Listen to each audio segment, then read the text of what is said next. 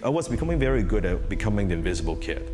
I was born in Hong Kong. I immigrated to Canada when I was 14 years old. First day, I didn't even go out the door. I was so afraid. I was one of the only 3 Chinese in my school. I was getting bullied, I was getting beat up, I was getting pushed around. I would never ask questions, never put up my hand. Right after school, I would just grab my backpack, go to my locker, not look at anyone, not make any eye contact, and just go home. Shortly after that, my mom and dad got divorced when I was 16 years old. One day when I came home from school, my mom would stay in the bedroom, but she was talking on the phone with somebody. And then after the phone call, she opened up the door and I could see she was crying. I said, "Mom, is everything okay?" And she's like, "Well, I was talking on the phone with the dad and he just told me he went bankrupt. Just filed for bankruptcy. He couldn't send us money anymore." My mom is always a very positive, it's just like an angel to me. But that's the first time in my entire life that I looked at my mom now in a country where she doesn't speak the language, son doesn't kind of going through high school. Her face, the hopelessness. I said, I don't care what effort it takes, I never want to see that again. I had no father figure, I had no role model. My father, quote unquote father figure, was when it was late night, I was watching a Bruce Lee movie. It was Way of the Dragon, where he fought a Chuck Norris, and he was a guy who couldn't speak English, went to Rome and got criticized, and then suddenly he was kicking ass and protecting people, so he became my hero.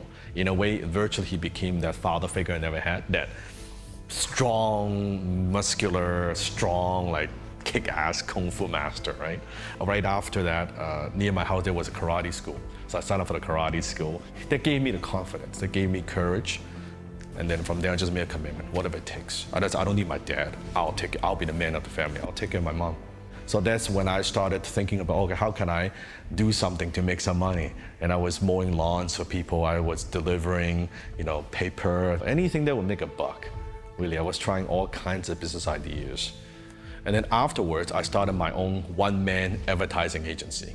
And that was my first taste of success. I was being able to provide for my mom.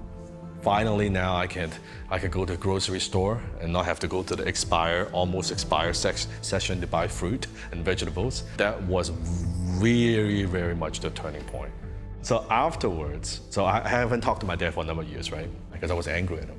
Until I had matured a little bit, then I call him and then we would talk about what happened. And he could see me, doing very well. I was making about $10,000 a month as a young guy, 6-figure a year. I knew he was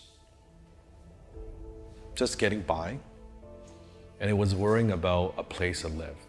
So at that time, I went back to Hong Kong, and I was walking down the street, the city in Hong Kong. We stopped. I looked, I said, "Dad, you see that window up there?" "Yeah." I reached in my pocket. I pulled a set of keys. I put it in his hands. My dad looked puzzled. I said, "Dad, I bought that unit for you. You got a place to live in now. This is yours." He was bawling. All he could say is, "Son, let's go get lunch." That look made everything worthwhile. At the time, we talked. He said, "Next week, son, I'm going into the hospital for a regular checkup." And then I know the date after he did a checkup, I didn't get the call. I thought it was a bit strange. The next day, I got a call from my aunt. I picked up the phone. It was like 3 a.m., very late at night. "Your dad's in emergency." He said, "What happened?" "Well, he found that he needed surgery immediately. We need to operate him." But at the time, I was chasing the biggest deal I've ever done in my life. I said, I had to be in the US. I got to finish this before I would come back, because it's a very important deal. I had to do a little video conference with my dad. I could see him in the hospital, hair all gray. He had this tube. He couldn't speak. I said, "Dad, as soon as I finish, I will come back and see you." right? And I thought I would make him proud. I thought I would close the deal. I'd go to Hong Kong. I never thought about it. And that was the last time I talked to him. That was it. I never got to say goodbye. I never got to say anything. It's the biggest regret. It's truly the biggest regret. And I wish I had Neil, I had. And from that point on, I realized something, that I was chasing achievement, was chasing all these things. And when suddenly my dad was gone, suddenly all this stuff means a lot less. It suddenly means a lot less to me about fame, money, wealth, all this stuff. I believe in life you go through kind of 4 stages. The first stage is what I call survival, which is where I was when I was very young. And then going from survival to security. You're paying the bills. You got a roof over your head, you got a car, you're taking care of your family. And then a percentage of the people would move to what I call stage 3, which is success. When you're successful, you don't just have everything you need, you have everything you want. And I operate in that phase, at that stage, for the first, I would say, 10 years of my career. And then after that incident, after my dad passed away, then I shift from success to significance. When you shift from success to significance, it's no longer just about you. It's no longer just about, hey, here's what I want. Here's what I want to have. Here's what I want to own.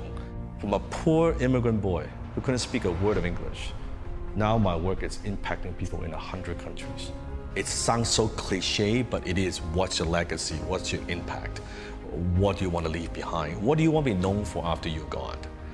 Our society, we don't take the time to just slow down a bit to be grateful and find the little things to be grateful. The people around me, my family, my friends, my team, my students, every little thing.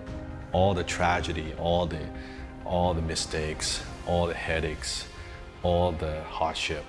You might not like it, you would probably hate it, but you would look back and that would be the greatest thing that ever happened to you.